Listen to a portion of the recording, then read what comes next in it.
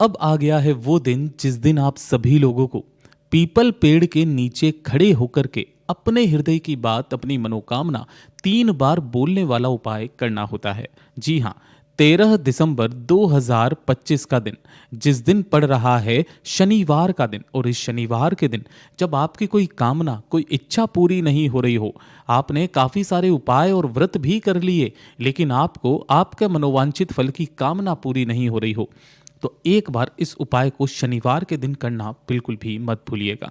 गुरुदेव की ही कथा से सुन करके और समझ करके इस पूरे उपाय को बहुत आसान भाषा में आप सभी लोगों को बताऊंगा। परंतु उससे पहले आप सबसे बस एक छोटी सी प्रार्थना करना चाहूँगा कि जो भी लोग पहली बार आए हैं, चैनल को सब्सक्राइब ज़रूर कीजिएगा, और चाहे वीडियो को लाइक करें या ना करें, लेकिन कमेंट बॉक्स में हर हर महादेव जरूर से लिख दीजिएगा। इस पूरे वीडियो में हम 3 महा उपायों के बारे में बात करेंगे जिन्हें आपको इस शनिवार के दिन करने हैं। ध्यान से सुनना है और समझने की कोशिश करना है। सबसे पहला वाला जो उपाय है, पूज्य गुरुजी ने खास करके कहा था कि जब आपने काफ़ी सारे उपाय कर लिए हो, काफ़ी सारे व्रत भी किए हों, किसी मनोवांछित फल की कामना की पूर्ति के लिए आपने सब कुछ करके देख लिया, लेकिन आपकी वो मनोकामना पूरी नहीं हो रही है, आपको लगता है कि महादेव तक मेरी ये कामना पहुंच ही नहीं रही है, या फिर किसी उपाय को करते समय आप कोई गलती कर रहे हैं, तो आपको उन उपायों का संपूर्ण फल भी प्रदान होता है। साथ ही साथ आपके जीवन में आने वाले जितने भी दोष होते हैं, उन सभी दोषों का नाश भी होता है। किस तरीके से करना है, क्या क्या चीज़ें आपको इस वाले उपाय के लिए चाहिए होगी, तो अभी आप सारी चीज़ों को नोट करते चले जाना। सबसे मेन है इसमें समय का ध्यान रखना कि किस समय पर आपको ये उपाय करना है। इस वाले उपाय के लिए सबसे पहले आपको चाहिए होगा गुड़। अब जो भी गुड़ आपके पास में है, उसका मात्र एक टुकड़ा छोटा सा गुड़ का लेना है, इससे ज़्यादा नहीं लेना। ठीक है। इसी के साथ में थोड़े से लेने होंगे आपको काले तिल। शनिवार के दिन काले तिलों का बहुत बड़ा महत्व होता है, और पीपल के पेड़ का भी। ठीक है। एक चुटकी काले तिल लेने हैं, और थोड़ा सा लेना होगा आपको गाय का दूध, है ना। अब ये चीज़ ध्यान रखना कि जो भी आप दूध ले रहे हो ना, ये कच्चा होना चाहिए, जिसे एक भी बार गर्म ना किया गया हो। हमारे घर में जब हम लोग किसी उपाय को करते हैं और कच्चा दूध चाहिए ना, तो जब दूध देने वाला आता है तो उसी में से थोड़ा सा दूध अलग से निकाल दिया जाता है, जिसे गर्म नहीं किया जाता है। वो कच्चा दूध आपको लेना है। अब ध्यान से सुनिएगा, जब भी आप कच्चा दूध लें तो हमेशा किसी न किसी स्टील के कलश में लें। मतलब आप तांबे के कलश को छोड़कर किसी में भी ले सकते हो, बस तांबे के कलश में मत लिया कीजिए, इससे दूध क्षीण होता है। ठीक है। तो आपके पास में जितना भी दूध है वो ले लीजिए, अगर कम है तो बाकी अपने घर के शुद्ध जल से इसे भर लीजिएगा।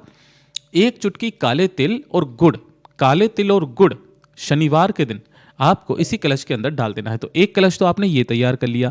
एक और कलश आपको तैयार करना है, जो होगा तांबे का, जिसके अंदर आपको अपने घर का सिर्फ जल भरना है, यानी कि एक कलश जल का, एक कलश दूध का।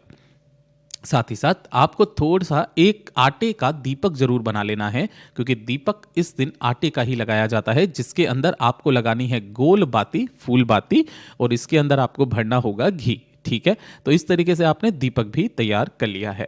अब ध्यान से सुनिएगा, इन सभी को लेकर के आपको पहुंचना है पीपल के पेड़ के पास में। जो भी आपके घर के आसपास हो, उसी पीपल पेड़ के पास में पहुंच जाना। यहां पर पहुंच करके सबसे पहले जो आपने एक दीपक लिया है, उसे एक दीपक को पिपलेश्वर महादेव का ध्यान करते हुए यहां पर आपको प्रज्वलित कर देना है, जला देना है। हो सके तो इसके नीचे कुछ भी आसन के तौर पर गेहूं, चावल, हरे मूंग के दाने जरूर से रख दीजिएगा। कुछ भी नहीं मिलता है तो पीपल का ही एक पत्ता लेकर इसके नीचे आप रख दीजिएगा। पहला काम आपने ये कर लिया। उसके पश्चात आपने जो दूध का कलश लिया है, सबसे पहले उस दूध के कलश को अपने दोनों हाथों में लेना। सबसे पहले अपना नाम बोलना, फिर अपना गोत्र बोलना। जिस तिथि को कर रहे हो उस तिथि को बोल करके पिपलेश्वर महादेव के नाम से, नाम ध्यान रखिएगा, पिपलेश्वर महादेव के नाम से इस संपूर्ण दूध को आपको पीपल पेड़ की जड़ों में समर्पित कर देना होगा। समर्पित कर देने के पश्चात 2 मिनट वहां पर खड़े होकर के एक लोटा शुद्ध जल अपनी कामना कह करके, पहली बार आप कामना कब बोलोगे, यहां पर अपनी कामना कह करके उसी जगह पर जहां पर आपने दूध समर्पित किया था, वहां पर आपको समर्पित कर देना है। समर्पित करते के पश्चात आपको इसी पेड़ की 11 परिक्रमा करनी है। कितनी? 11 परिक्रमा आपको करनी है। जब आप परिक्रमा करेंगे तब आपको अपने हृदय की बात, अपनी मनोकामना दूसरी बार कहनी है।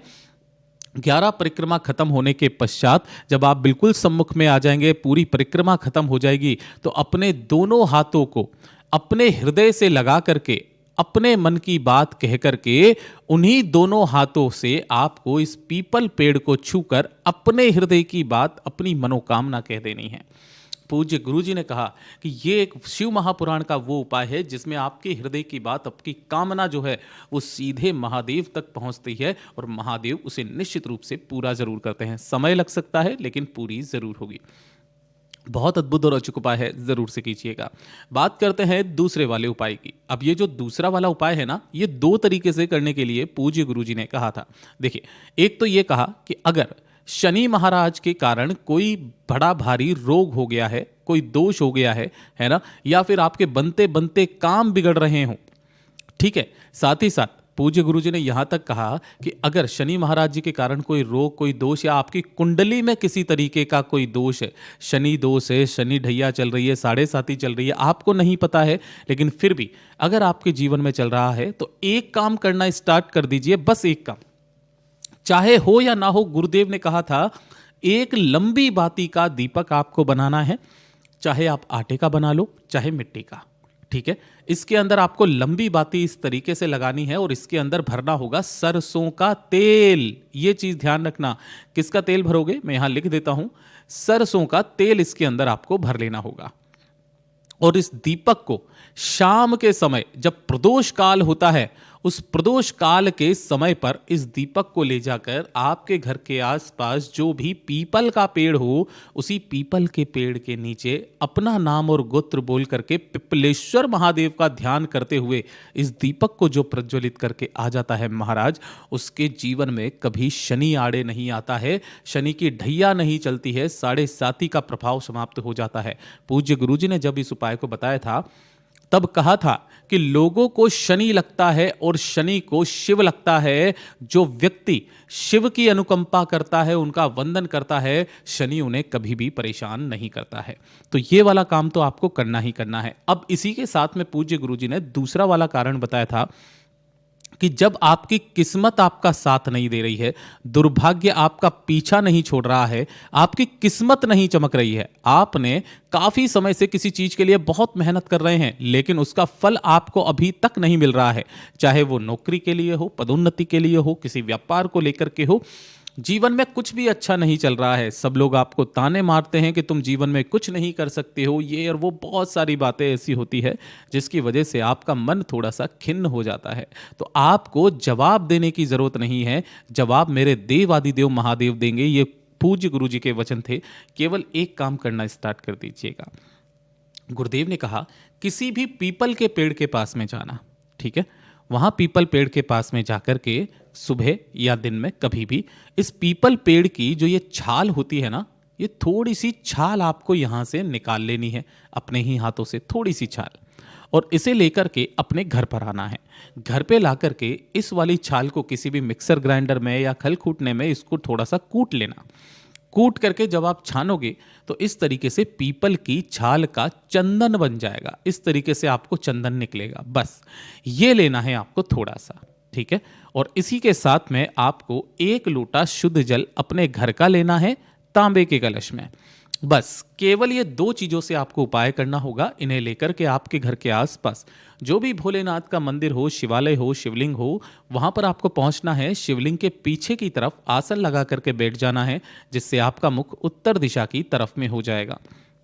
सबसे पहले आपने जो चंदन का चूरा लिया है, उस चंदन के चूरे से भोलेनाथ की शिवलिंग का ये वाला जो हिस्सा है, केवल जिसको मैंने लाल कलर से बताया है, इस पर अपने दोनों हाथों से पिपलेश्वर महादेव का नाम लेकर के अच्छे से लेपन करना है। अपना नाम, गोत्र और अपनी कामना कह करके कि मेरी किस्मत मेरा साथ नहीं दे रही है, दुर्भाग्य पीछा नहीं छोड़ रहा है, बहुत ज्यादा कष्ट में जीवन बीत रहा है, महादेव बस आप ही का सहारा है। पिपलेश्वर महादेव का ध्यान करते हुए यहां पर अच्छे से इस चंदन का लेपन आपको कर देना है। चंदन का लेपन करने के पश्चात 2 मिनट के बाद में यहां से आपको थोड़ा सा चंदन किसी भी एक कटोरी में निकाल लेना है। अपनी फिंगर से, उंगली से, हथेली से निकाल लेना और इसके अंदर रख लेना। अब जो 1 लोटा शुद्ध जल बचा है, उसी 1 लोटे शुद्ध जल को दोनों हाथों में लेकर पिपलेश्वर महादेव का ध्यान करते हुए समस्त जल को शिवलिंग पर समर्पित कर देना है, जिससे शिवलिंग फिर से साफ हो जाएगा। हो जाने के पश्चात जो आपने ये चंदन निकाला है, इसी चंदन को लेकर के अपने घर पर आना है। इसी के अंदर थोड़ा सा लाल या पीला चंदन लगा करके जब भी आप सुबह स्नान करने के पश्चात इसी वाली की एक बिंदी अपने मस्तक पर और एक बिंदी अपने कंठ पर लगाना स्टार्ट कर दीजिए। महाराज, आप जहां जाएंगे वहां पर मान सम्मान तो होना तय है, साथ ही साथ आपके जीवन में आने वाली जितनी भी बाधाएं हैं, प्रतिबाधाएं, वो सारी समाप्त हो जाएंगी। पूज्य गुरु जी के सभी उपाय बहुत ही ज़्यादा खास और अद्भुत है, ज़रूर कीजिएगा। वीडियो पसंद आए तो लाइक करना, चैनल को सब्सक्राइब ज़रूर कीजिएगा।